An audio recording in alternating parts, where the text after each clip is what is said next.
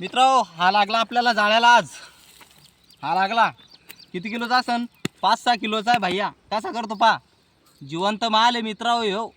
यानं भरपूर सारे जाळे फाडले आपले, ले लुकशान केली यानं.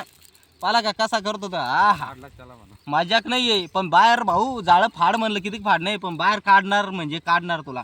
पाला कसं करतो हा हा हा हा. आता याला कोण्या गड्ड्यात तपून मारू देऊ सांगा तुम्ही फक्त. आता याला आपण मित्रांनो असंच टाकून देणार इथं उन्हात. हा बघा पुरी वाळूच वाळू इकडे असा शीट टाकून द्यायचा, या गड्ड्यात टाकून देणार मित्रांनो मी.